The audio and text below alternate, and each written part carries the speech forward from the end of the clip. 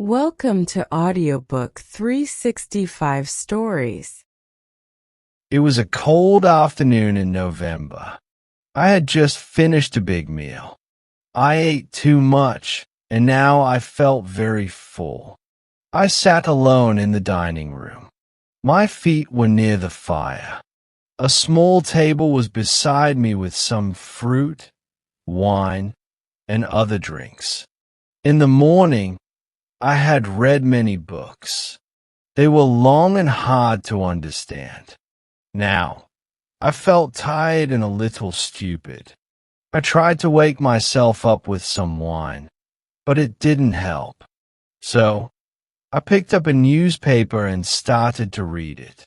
First, I read about houses for rent, then about lost dogs, and then about people who had run away. After that, I tried to read the editor's article, but I didn't understand any of it. I even read it backward, but it still made no sense. I was about to throw the newspaper away when something caught my eye. There was a short news story.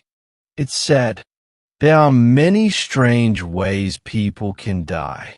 A man in London died while playing a game called Puff the Dart. This game uses a long needle inside some wool, and you blow it through a tin tube at a target. But the man put the needle at the wrong end. When he breathed in to blow, the needle went into his throat. It entered his lungs, and he died a few days later." After reading this, I became very angry. I didn't know why, but I shouted, "This is not true. It's a silly lie. Just a joke. Some writer made it up. People these days will believe anything strange. But I won't. I won't believe any more strange stories." Just then, I heard a voice say, "My God, what a fool you are for saying that." It was a very strange voice. At first, I thought it was just in my head, like when a drunk person hears things. Then I thought it sounded like someone hitting an empty barrel. But the voice was clear. I was not afraid. I had only drunk a little wine. I looked around the room slowly. I saw no one. Then the voice spoke again. "You must be as drunk as a pig if you can't see me sitting here next to you." Then I thought, maybe I should look right in front of me. And there he was, sitting at the table. A very strange person. I didn't know what he was, but I could describe him a little. His body looked like a big wine barrel. 4 legs. He had 2 small barrels. His arms were 2 long bottles, with the bottle necks as hands. His head was a round canteen, like an old lunchbox with a hole in the middle. On top of the canteen was a small funnel, like a funny hat. The hole looked like a small mouth, and from it came strange, grumbling sounds. He was trying to talk. He said, "You must be as drunk as a pig, sitting there and not seeing me. And you must be as foolish as a goose to not believe what is written in the newspaper. It is all true." "Who are you?" I asked, confused. "How did you get in? And what are you talking about?" "How I came here is not your business," he said, "and I will talk about what I want. But if you want to know who I am, well, that's why I came, to show you." "You are a drunk fool," I said. "I will ring the bell and tell my servant to throw you out." He. Ha ha ha. He laughed. "You can't do that." "Can't? What do you mean I can't?" I asked. "Try to ring the bell," he said. smiling with his tiny mouth. I stood up to do it, but the strange man calmly reached across the table and hit my forehead with one of his bottle hands. I fell back into my chair, shocked and speechless. "You see," he said, "you better sit still. Now I will tell you who I am. Look, I am the angel of the odd." "You are definitely odd," I said, "but I thought angels have wings." "Wings? What would I do with wings? Do you think I'm a chicken?" "Oh no, you're not a chicken," I said quickly, afraid. "Then behave, or I'll hit you again. I'm not a bird. I'm the angel of the odd. And what do you want from me?" I asked. "My business," he said. "What a rude question. How dare you ask an angel about his business?" I got angry, picked up a salt shaker, and threw it at him. But I missed and broke the glass on the clock instead. He hit my forehead again, 2 or 3 times. I felt so hurt and upset, I almost cried. "Oh my God," said the angel of the odd. He looked sorry to see me upset. "You are either very drunk or very sad.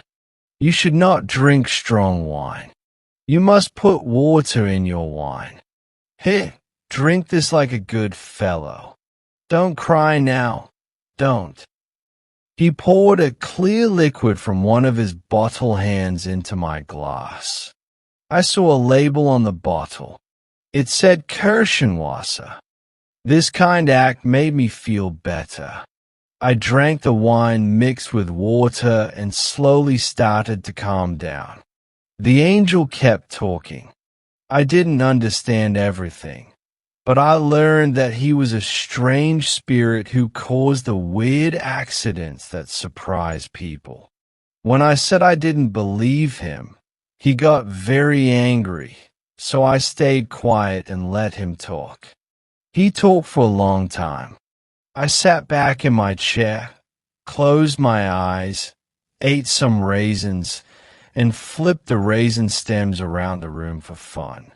But suddenly, the angel got very angry again.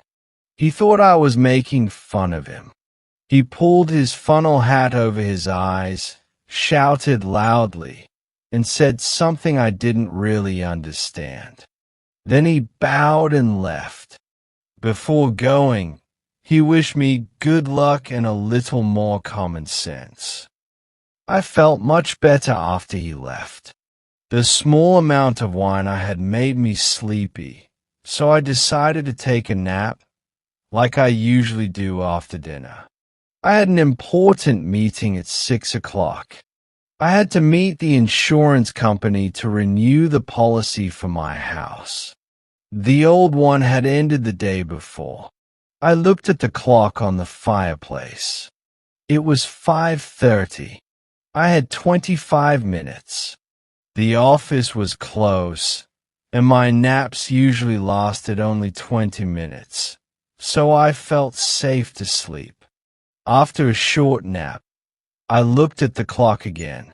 It still said 5:33. That was strange. I napped again and then woke up, but the clock still said 5:33. I jumped up and checked the clock. It had stopped. I looked at my watch. It was 7:30. I had missed the meeting. Then I saw the problem. One of the raisin stems I had flipped had gone into the clock and stopped it. "Ah," I said, "just a simple accident. These things happen." I didn't worry much. Later, I went to bed. I left a candle burning beside me and started reading, but I fell asleep in just a few seconds. That night, I had terrible dreams. I saw the angel of the odd standing at the end of my bed. He pulled back the curtains and, with a deep, scary voice, said he would punish me for laughing at him. Then he took off his funnel hat, put the tube into my mouth, and poured a flood of strong drink down my throat from one of his bottle hands. It felt like I was drowning. I woke up in pain and saw a rat running away with my candle. Before I could stop it, the rat escaped through a hole in the wall. Soon, I smelled smoke. The house was on fire. Flames spread quickly, and I couldn't get out of my room. I had to escape through the window. People outside brought a long ladder.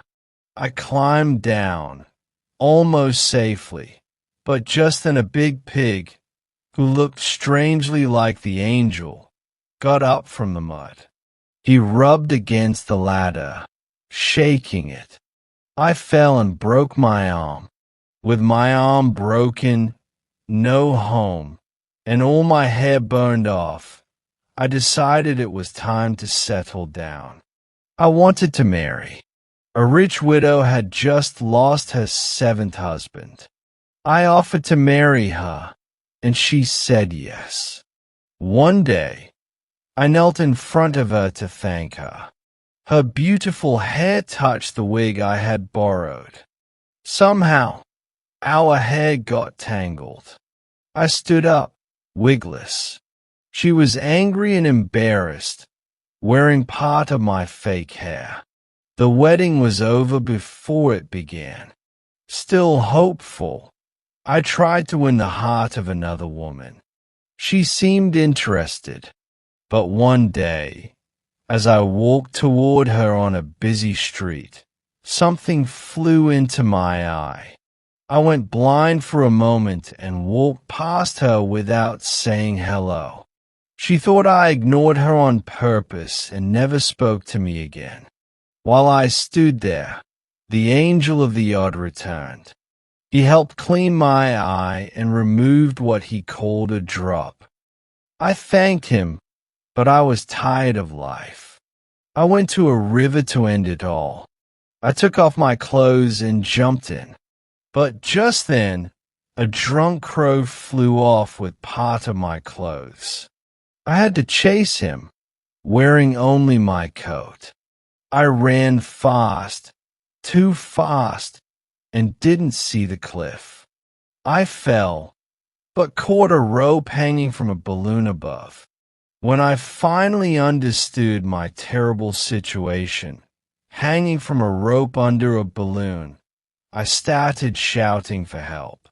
I hoped the person flying the balloon would hear me, but he didn't answer. The balloon went higher, and I was getting tired. I was about to let go and fall into the sea when I heard a voice above me. Someone was singing. I looked up. It was the angel of the odd. He was smoking a pipe and looking very calm and happy. I was too tired to speak, so I just looked at him with sad eyes. For a while, he said nothing. Then he slowly moved his pipe to the other side of his mouth and asked, "Who are you, and what are you doing down there?" All I could say was, "Help! Help!" He laughed. "No, here is a bottle. Help yourself." He dropped a heavy bottle of his strong drink. It hit me on the head, and I thought I was going to die. I almost let go of the rope, but then he shouted, "Wait, don't let go yet. Do you want another bottle? Are you finally sober?" I quickly shook my head. No, I didn't want another drink. Then I nodded. Yes, I was sober now. This seemed to make him feel a little better. "Do you believe in the odd now?" he asked. I nodded. "Do you believe in me, the angel of the odd?" I nodded again. "Do you agree you were drunk and foolish?" Another nod. "Then put your right hand in your left pocket to show me you fully obey." But I couldn't. My left arm was still broken, and I wasn't wearing pants. I had lost them chasing the crow. I shook my head, trying to explain. The angel became angry. "Go to the devil, then," he shouted, and cut the rope with a knife. I fell.